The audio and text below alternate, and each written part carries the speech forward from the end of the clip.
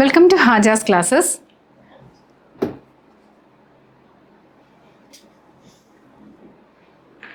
എല്ലാവർക്കും ഹാജാസ് ക്ലാസ്സസിൻ്റെ മെം സീരീസിലേക്ക് സ്വാഗതം. അപ്പോൾ നമ്മൾ മെം സീരീസിൽ ലിംഗം എന്ന് പറയുന്ന ഭാഗമാണ് പഠിച്ചുകൊണ്ടിരുന്നത്. ഇതിന് മുൻപുള്ള ഭാഗങ്ങളൊക്കെ നമ്മൾ കണ്ടു. അപ്പോൾ അതിനകത്ത് നമ്മൾ കുറച്ച് ക്വസ്റ്റ്യൻസ് പരിചയപ്പെടുകയും ചെയ്തു.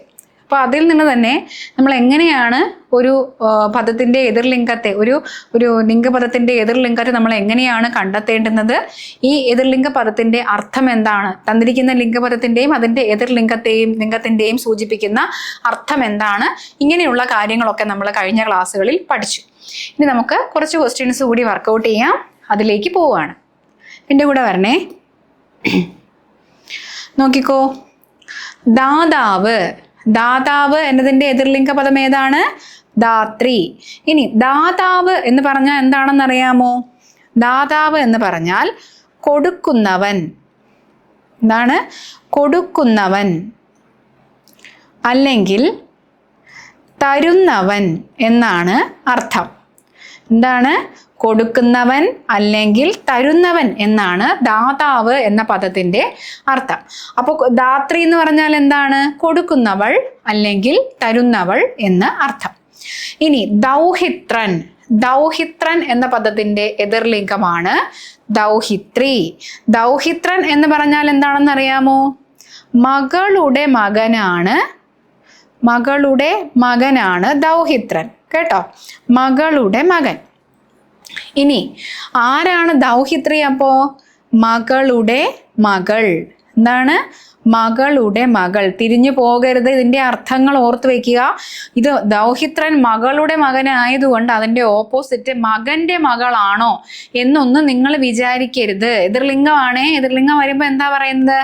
മകളുടെ മകൻ ദൗഹിത്രൻ, മകളുടെ മകൾ ദൗഹിത്രി.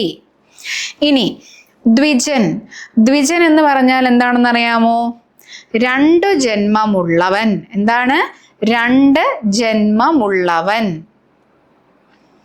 അഥവാ ബ്രാഹ്മണ, ക്ഷത്രിയ,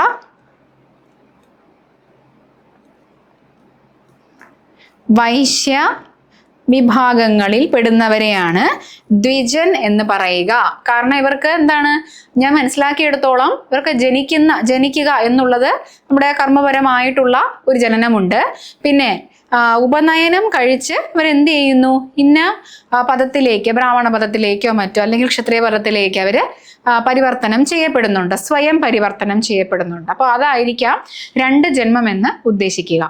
അപ്പോൾ ദ്വിജൻ എന്ന് പറഞ്ഞാൽ 2 ജന്മമുള്ളവൻ. ബ്രാഹ്മണനെയും ക്ഷത്രിയനെയും വൈശ്യനെയും ഒക്കെ ദ്വിജൻ എന്ന് പറയാറുണ്ട്. അപ്പോൾ ആ പദത്തിൻ്റെ എതിർലിംഗ പദം ഏതാണ്? ദ്വിജ എന്നുള്ളതാണ്. എന്താണ്? ദ്വിജ എന്നുള്ളതാണ് ദ്വിജൻ എന്നുള്ളതിൻ്റെ എതിർലിംഗ പദം. ഇനി ധ്വര എന്ന് പറഞ്ഞാൽ എന്താണെന്നറിയാമോ? ധ്വര എന്ന് പറഞ്ഞാൽ പണ്ട് കാലത്ത് സായിപ്പിനെ വിളിച്ചിരുന്നതാണ് ധ്വര എന്ന്. കേട്ടോ, സായിപ്പ് അല്ലെങ്കിൽ യജമാനൻ എന്ന് സൂചിപ്പിക്കുന്ന മൈ ലോഡ് എന്നൊക്കെ പറയത്തില്ലേ? പഴയ ഇംഗ്ലീഷ് പടങ്ങളൊക്കെ എടുത്ത് നോക്കി, ഇംഗ്ലീഷല്ല തമിഴ് പടങ്ങളൊക്കെ എടുത്ത് നോക്കിക്കഴിഞ്ഞാൽ നിങ്ങൾക്ക് കാണാൻ സാധിക്കും സായിപ്പിനെ ധ്വര എന്നാണ് വിളിക്കുക. ധ്വര.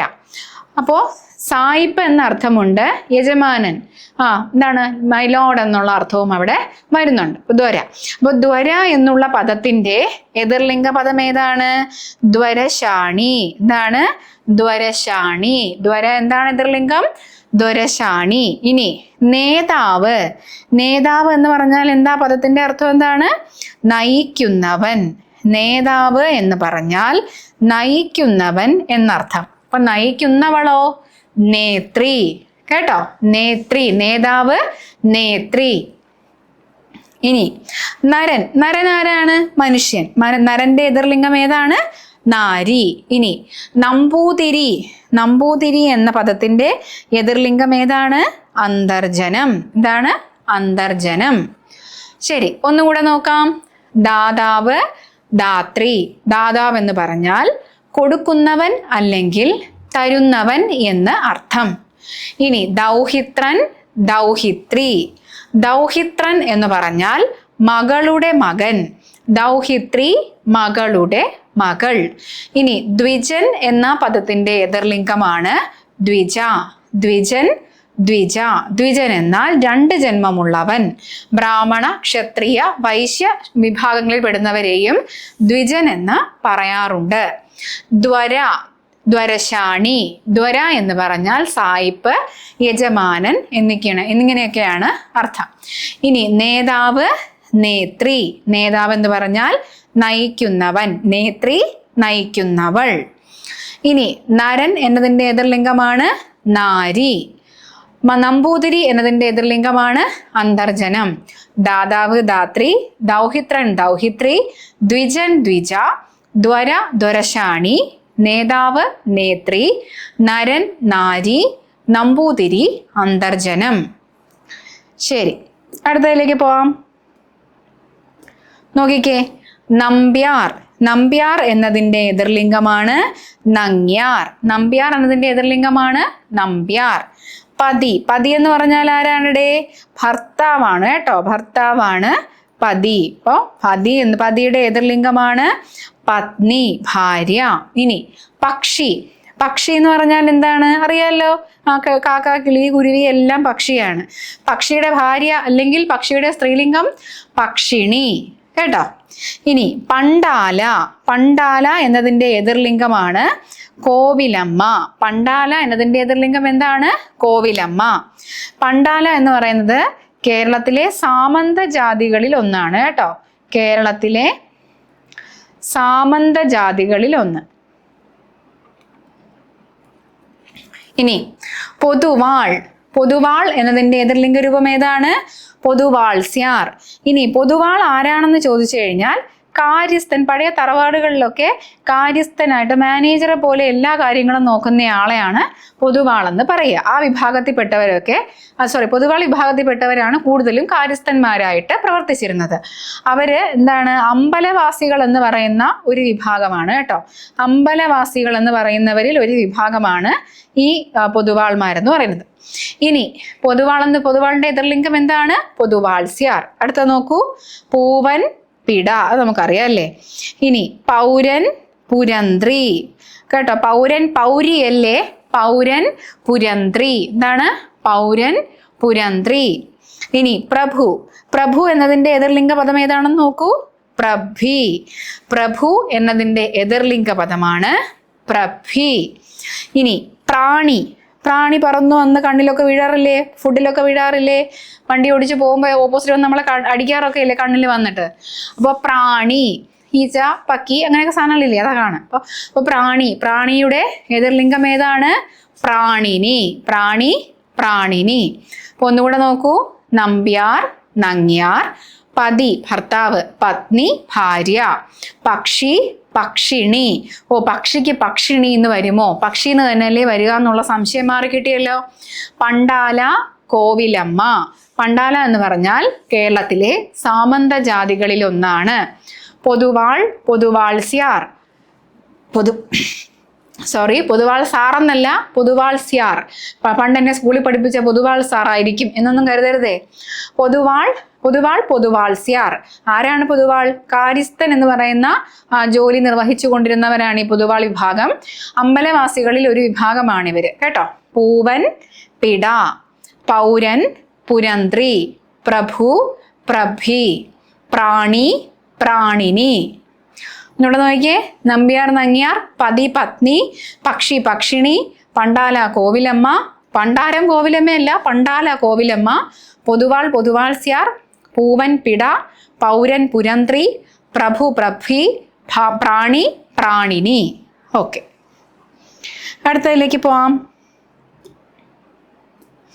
അടുത്തത് നോക്കിക്കോ, പ്രേയൻ പ്രേയസി. ഇതാണ് പ്രേയൻ പ്രേയസി. പിഷാരടി അല്ലെങ്കിൽ ഷാരടി വിഭാഗം എന്താണ്? അത് നമ്മൾ നേരത്തെ പറഞ്ഞതുപോലെ കേരളത്തിലെ അമ്പലവാസികളിൽ ഒരു വിഭാഗമാണ് കേട്ടോ. കേരളത്തിലെ അമ്പലവാസികളിൽ ഒരു വിഭാഗം.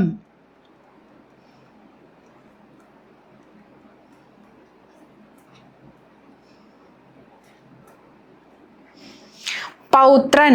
പൗത്രൻ ആരാണ്? പുത്രന്റെ പുത്രനാണ് കേട്ടോ. പുത്രന്റെ പുത്രനാണ് പൗത്രൻ. അപ്പൊ പുത്രന്റെ പുത്രി പൗത്രി. പൗത്രൻ ആരാണ്? പുത്രന്റെ പുത്രൻ. ത്രായൊന്നും കാണുന്നില്ലേ? പുത്രന്റെ പുത്രൻ പൗത്രൻ. പുത്രന്റെ പുത്രി പൗത്രി. ഇനി പിതാമഹൻ. പിതാമഹൻ ആരാണ്? പിതാമഹൻ അച്ഛന്റെ അച്ഛൻ, അച്ചച്ഛൻ കേട്ടോ. അച്ഛന്റെ അച്ഛൻ. ചിലയിടത്തൊക്കെ അമ്മയുടെ അച്ഛനെ അച്ഛനെന്ന് വിളിക്കാറുണ്ട്. എന്തായാലും പിതാമഹൻ ആരാണ്? അച്ഛന്റെ അച്ഛൻ. അപ്പൊ പിതാമഹി ആരുടെ? അച്ഛന്റെ അമ്മ. അച്ഛന്റെ ഓപ്പോസിറ്റ് അച്ഛന്റെ അമ്മ. അപ്പൊ പിതാമഹൻ പിതാമഹി. ഇനി ബ്രാഹ്മണൻ ബ്രാഹ്മണി. എന്താണ്? ബ്രാഹ്മണൻ ബ്രാഹ്മണി. ഇനി ഭവാൻ ഭവതി. ഭവാൻ എന്നതിൻ്റെ എതിർലിംഗമാണ് ഭവതി. ഇനി ഭാഗിനേയൻ. ഭാഗിനേയൻ എന്ന് പറഞ്ഞാൽ മരുമകൻ. മരുമകൻ എന്ന് പറയുമ്പോൾ മകളുടെ ഭർത്താവ് എന്ന അർത്ഥം നിങ്ങൾ എടുക്കരുത്. സഹോദരിയുടെ മകനാണ് കേട്ടോ. സഹോദരിയുടെ മകൻ, അനന്തരവൻ എന്നുള്ള മീനിങ് ആണ് സഹോദരിയുടെ മകൻ. അപ്പോൾ സഹോദരിയുടെ മകൾ ആരാണ്? ഭാഗിനേയ, മരുമകൾ. ഇനി ഭിക്ഷു. ഭിക്ഷു എന്ന് പറഞ്ഞാൽ സന്യാസി. പിന്നെ ഒരു അർത്ഥം കൂടി ഉള്ളത് ഭിക്ഷക്കാരൻ. എന്താണ്? ഭിക്ഷക്കാരൻ. അപ്പൊ അതിന്റെ എതിർലിംഗം ഏതൊക്കെയാ നോക്ക്. ഭിക്ഷുകി ഭിക്ഷുണി. എന്താണ്? ഭിക്ഷുകി ഭിക്ഷുണി. ഇനി ഭ്രാതാവ്. ഭ്രാതാവ് ആരാണ്? ഭ്രാതാവ് എന്ന് പറഞ്ഞാൽ സഹോദരൻ, സഹോദരൻ. പിന്നെ ഉറ്റമിത്രത്തെയും നമ്മൾ ഭ്രാതാവ് എന്ന് വിളിക്കാറുണ്ട്, ബെസ്റ്റ് ഫ്രണ്ടിന്. അതിൻ്റെ ഓപ്പോസിറ്റ് ബെസ്റ്റ് ഫ്രണ്ടി, സ്വസാവ് അല്ലെങ്കിൽ സഹോദരി. ഓക്കെ, ശരി. ഇനി മനുഷ്യൻ. മനുഷ്യൻ എന്നതിൻ്റെ എതിർലിംഗ രൂപം ഏതാണിടെ? മനുഷ്വി. മന്ത്രി എന്നതിൻ്റെ എതിർലിംഗ രൂപമാണ് മന്ത്രിണി. എന്താണ്? മന്ത്രി എന്നതിൻ്റെ എതിർലിംഗ രൂപമാണ് മന്ത്രിണി. ഒന്നുകൂടെ നോക്കിക്കേ. പ്രേയൻ പ്രേയസി. പിഷാരടി ശാരസ്യാർ. ആരാണ് പിഷാരടി? കേരളത്തിലെ അമ്പലവാസി അമ്പലവാസികളിൽ ഒരു വിഭാഗമാണ്. ഇനി പൗത്രൻ ആരാണ്? പുത്രന്റെ പുത്രൻ. അപ്പോൾ അതിന്റെ ഓപ്പോസിറ്റ് അല്ലെങ്കിൽ എതിർലിംഗം ഏതാണ്? പൗത്രി. ഇനി പിതാമഹൻ. പിതാമഹൻ അച്ഛന്റെ അച്ഛനാണ്. അപ്പോൾ അതിന്റെ എതിർലിംഗം ഏതായിരിക്കും? അച്ഛന്റെ അമ്മ. അച്ഛന്റെ അമ്മ എന്ത് വിളിക്കും? പിതാമഹി. പിതാമകൻ പിതാമഹി. ഇനി ബ്രാഹ്മണൻ ബ്രാഹ്മണി. ഭവാൻ ബ്രാഹ്മിണിയല്ലേ, ബ്രാഹ്മണിയാണ്. ഭവാൻ ഭവതി. ഭാഗിനേയൻ ഭാഗിനേയ. ഭാഗിനേയൻ എന്ന് പറഞ്ഞാൽ മരുമകൻ, അതായത് സഹോദരിയുടെ മകനാണ്. ഭാഗിനേയ സഹോദരിയുടെ മകൾ. ഭിക്ഷു സന്യാസി അല്ലെങ്കിൽ ഭിക്ഷക്കാരൻ. അതിൻ്റെ എതിർലിംഗം ഭിക്ഷുകി ഭിക്ഷുണി. ഇനി ഭ്രാതാവ്. ഭ്രാതാവ് എന്നാൽ സഹോദരൻ എന്നും ഉറ്റമിത്രമെന്നും അർത്ഥമുണ്ട്. ഭ്രാതാവ് സ്വസാവ്. ഇനി മനുഷ്യൻ മനുഷ്വി. മനുഷ്യൻ മനുഷ്യത്തിയല്ലേ, മനുഷ്യയാണ്. മന്ത്രി മന്ത്രിണി. മന്ത്രിണി എന്നൊക്കെ വരുമോ എന്ന് ആരും സംശയിക്കേണ്ട, മന്ത്രിണി തന്നെയാണ്. ഒരുമിച്ചൊന്ന് ഓടിച്ചു നോക്കിക്കേ. പ്രേയൻ പ്രേയസി. പിഷാരടി ശാരസ്യാർ. പൗത്രൻ പൗത്രി. പിതാമഹൻ പിതാമഹി. ബ്രാഹ്മണൻ ബ്രാഹ്മണി. ഭവാൻ ഭവതി. ഭാഗിനേയൻ ഭാഗിനേയ. ഭിക്ഷു സന്യാസി ഭിക്ഷക്കാരൻ ഭിക്ഷുകി ഭിക്ഷുണി. പിന്നെ ഭ്രാതാവ് സ്വസാവ്. മനുഷ്യൻ മനുഷ്വി. മന്ത്രി മന്ത്രിണി. ക്ലിയർ ആണല്ലോ? നമുക്കിനി അടുത്തതിലേക്ക് പോകാം. അടുത്ത ക്വസ്റ്റ്യൻസ് നോക്കിക്കേ. മാടമ്പി. ഈ മാടമ്പി ആരാന്നറിയാമോ? അറിയാം, മമ്മൂട്ടിയുടെ സിനിമയെന്ന്. അല്ല, മമ്മൂട്ടിയല്ലോ, മോഹൻലാലിന്റെ സിനിമയെന്നല്ലേ? അല്ല, അതല്ല കേട്ടോ, തെറ്റിപ്പോയേ. ഇടപ്രഭു. കരയിലെ പ്രമാണി. കരയിലെ എന്ന് വെച്ചാൽ അപ്പൊ വെള്ളത്തിൽ പ്രമാണി ഉണ്ടെന്നാണ് ഇവിടെ. ആ നാട്ടിലെ പ്രമാണി എന്നാണ് അർത്ഥം. ഇനി വെള്ളത്തിലെ പ്രമാണി ആരെന്ന് അന്വേഷിക്കുകയാണ് ഓരോന്ന്. മാടമ്പി കെട്ടിലമ്മ. മാതുലൻ. മാതുലൻ ആരുടെ? അമ്മാവൻ. അമ്മാവൻ. മാതുലന്റെ എതിർലിംഗമാണ് മാതുലാനി. മാതുലി അല്ലേ, മാതുലാനി. മോഷ്ടാവ്. മോഷ്ടാവ് എന്നതിന്റെ എതിർലിംഗം ഏതാണ്? മോഷ്ടി. നമ്മൾ കഴിഞ്ഞ ക്ലാസ്സിൽ വേറൊരെണ്ണം പഠിച്ചു, ചോരൻ, ചോരി. കേട്ടോ, മോഷ്ടാവ് മോഷ്ടിണിയല്ല. കേട്ടോ, മോഷ്ടിണിയല്ല, മോഷ്ടിനിയൊന്നും അല്ല, മോഷ്ടി. മോഷ്ടാവ് ആരാണ്? മോഷ്ടി. കള്ളിക്കൊക്കെ എന്ത് ഫാഷൻ പേരാന്ന് നോക്കടേ, മോഷ്ടി. യോഗി. യോഗി, യോഗിനി. ഇതാണ് യോഗി, യോഗിനി. രചയിതാവ്, രചയിത്രി. രചയിതാവ്, രചയിത്രി. ഇനി രചകൻ. രചകൻ ആരാന്ന് ആദ്യം പറഞ്ഞുതരാം കേട്ടോ. രചകൻ അലക്കുകാരനാണേ, അലക്കുകാരൻ. പിന്നെ ഈ രചകൻ ആരാന്ന് ചോദിച്ചാൽ അറിഞ്ഞിരിക്കേണ്ട ഒരു കാര്യമുണ്ട്. പറയി പെറ്റ പന്തിരുകുലത്തിൽ മൊത്തം എത്ര പിള്ളേരുണ്ടേ? 12 പിള്ളേര്. ഒരു കുടുംബാസൂത്രണത്തെ കുറിച്ച് ഒരു ധാരണയില്ലാത്ത വീട്ടുകാരായിരുന്നു അവര്. അപ്പൊ പറയി പെറ്റ പന്തിരുകുലത്തിലെ രണ്ടാമൻ. എന്നിട്ട് വളർത്തിയോ പിള്ളേരെ മൊത്തം? ഇല്ല, ഓരോന്നിനെ കൊണ്ട് ഓരോ വഴിക്ക് വിട്ടേച്ചു പോയി. അപ്പോൾ രചകൻ, അലക്കുകാരൻ, പറയി പെറ്റ പന്തിരുകുലത്തിലെ രണ്ടാമനാണ് രചകൻ. അപ്പോൾ രചകന്റെ ഓപ്പോസിറ്റ് രജനി അല്ല കേട്ടോ, രചകി. രചകൻ, രചകി. ഒന്നുകൂടെ നോക്കിക്കേ. മാടമ്പി ആരാണ്? ഇടപ്രഭു കരയിലെ പ്രമാണി. അതിന്റെ എതിർലിംഗം കെട്ടിലമ്മ.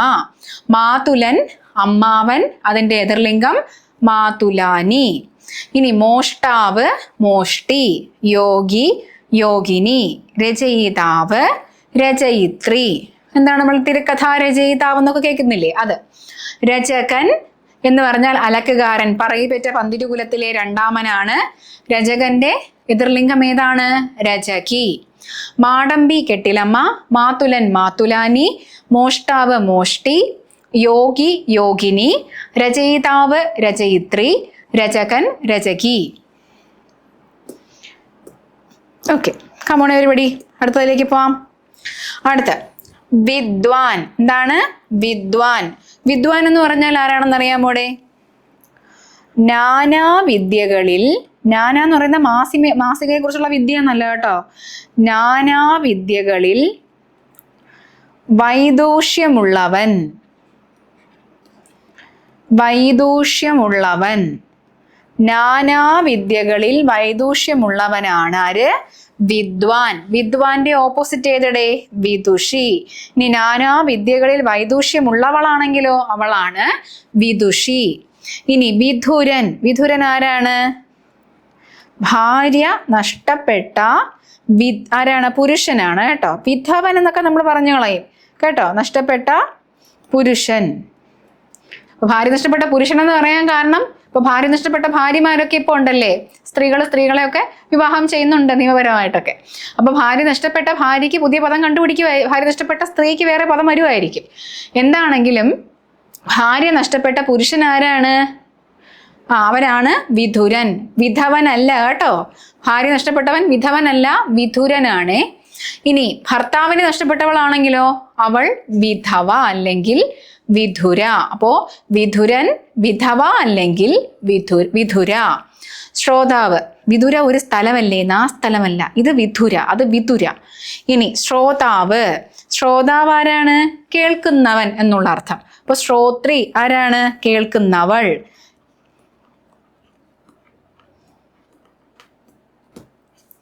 അടുത്തത് ശിവൻ. ശിവന്റെ എതിർലിംഗം ആരാണ്? ശിവാനി, പാർവതി. നമ്മൾ ഇന്നലെ പറഞ്ഞായിരുന്നു അത്. ഇനി ഈശ്വരൻ, ഈശ്വരി പറഞ്ഞപ്പോൾ പറഞ്ഞായിരുന്നു. ഇനി ശ്വശുരൻ. ശ്വശുരൻ എന്ന് പറഞ്ഞാൽ ഭാര്യയുടെ പിതാവ്, അമ്മായിയപ്പൻ എന്നർത്ഥം. ഭാര്യയുടെ പിതാവ്. എന്തൊക്കെ പദങ്ങളാണ്, അമ്മായിയച്ഛൻ എന്നങ്ങ് പറഞ്ഞാൽ പോരെന്ന്. ഭാര്യയുടെ പിതാവ്. സ്വശ്രു. സ്വശ്രുവിന് പക്ഷേ ഡിഫറൻസ് ഉണ്ട്. എന്താ നോക്കിക്കോ. ഭർത്താവിൻ്റെയോ ഭാര്യയുടെയോ അമ്മ. ശ്വശുരൻ എന്ന് പറഞ്ഞാൽ ഭാര്യയുടെ പിതാവ്, ഭാര്യ പിതാവാണ് ശ്വശുരൻ. ശ്വശ്രു എന്ന് പറഞ്ഞാൽ ഭർത്താവിൻ്റെയോ ഭാര്യയുടെയോ അമ്മ. ഇനി സഖാവ്. സഖാവ് എന്ന് പറയുമ്പോൾ ഈങ്കുലാം സിന്ദാബാദ് എന്നുള്ളത് മാത്രമല്ല, സഖാവിനൊരു അർത്ഥമുണ്ട് മലയാളത്തില്. സുഹൃത്ത്, കൂട്ടുകാരൻ. സുഹൃത്ത്, കൂട്ടുകാരൻ. അപ്പോൾ അതിൻ്റെ സഖാവിൻ്റെ എതിർലിംഗമാണ് സഖി. സഖാവിനി അല്ല കേട്ടോ, അല്ലെങ്കിൽ സഖാത്തി അല്ല, സഖി. അപ്പോൾ വിദ്വാൻ എന്ന് പറഞ്ഞാൽ നാനാ വിദ്യകളിൽ വൈദൂഷ്യമുള്ളവൻ, അവൻ്റെ എതിർലിംഗമാണ് വിദുഷി. വിധുരൻ ആരാണ്? ഭാര്യ നഷ്ടപ്പെട്ട പുരുഷനാണ്, അതിൻ്റെ എതിർലിംഗമാണ് വിധവ അല്ലെങ്കിൽ വിധുര. ഇനി ശ്രോതാവ് കേൾക്കുന്നവൻ എന്നാണ് അർത്ഥം. ശ്രോതാവിൻ്റെ എതിർലിംഗമാണ് ശ്രോത്രി. ഇനി ശിവൻ എന്നതിൻ്റെ എതിർലിംഗമാണ് ശിവാനി. ശ്വശുരൻ ഭാര്യയുടെ പിതാവാണ് ശ്വശുരൻ, അതിൻ്റെ എതിർലിംഗം സ്വശ്രു. സ്വശ്രു എന്ന് പറഞ്ഞാൽ ഭർത്താവിൻ്റെയോ ഭാര്യയുടെയോ അമ്മ. സഖാവ് സുഹൃത്ത്, കൂട്ടുകാരൻ എന്നിങ്ങനെയാണ് അർത്ഥം. സഖാവിൻ്റെ എതിർലിംഗം സഖി. ഒന്നുകൂടെ നോക്കാം. വിദ്വാൻ വിദുഷി, വിധുരൻ വിധവ അല്ലെങ്കിൽ വിധുര, ശ്രോതാവ് ശ്രോത്രി, ശിവൻ ശിവാനി, ശ്വശുരൻ ശ്വശ്രു, സഖാവ് സഖി. അപ്പോൾ ലിംഗം എന്ന ഭാഗവുമായി ബന്ധപ്പെട്ട് കുറച്ച് ക്വസ്റ്റ്യൻസ് കൂടി നമ്മൾ ഈ ക്ലാസ്സിൽ കണ്ടു. ഇനിയും കുറച്ച് ക്വസ്റ്റ്യൻസ് കൂടെ നമുക്ക് വർക്കൗട്ട് ചെയ്യേണ്ടതായിട്ടുണ്ട്. കുറച്ചല്ല, കുറച്ച് അധികമുണ്ട്. പക്ഷെ നമ്മൾ ക്ലാസ്സിൽ ഈ പഠിക്കാനായിട്ട് എടുത്തിരിക്കുന്നത് കുറച്ച് ഭാഗങ്ങളേ ഉള്ളൂ. അതെന്തുകൊണ്ടാണെന്ന് വെച്ചാൽ നമ്മൾ നേരത്തെ പറഞ്ഞിട്ടുള്ളത് പോലെ 5ാം ക്ലാസ് മുതൽ 10ാം ക്ലാസ് വരെയുള്ള SCERTയുടെ മലയാളം പാഠപുസ്തകങ്ങൾക്കുള്ളിൽ വന്നിട്ടുള്ള വാക്കുകൾക്കാണ് നമ്മൾ കുറച്ച് ഊന്നൽ കൊടുത്തിട്ടുള്ളത്. അപ്പോൾ ആ വാക്കുകൾക്ക് പ്രാധാന്യം കൊടുത്തിട്ടാണ് ക്ലാസ്സുകൾ തയ്യാറാക്കിയിട്ടുള്ളത്. കുറേ വാക്കുകൾ ഇനിയുമുണ്ട്, അത് നിങ്ങൾക്ക് നോട്ടായിട്ട് PDF ആയിട്ട് അവൈലബിൾ ആക്കുന്നതായിരിക്കും. അപ്പോൾ അടുത്ത ക്ലാസ്സിൽ ബാക്കി ഭാഗവുമായി കാണാം. അതുവരേക്കും ടാറ്റാ.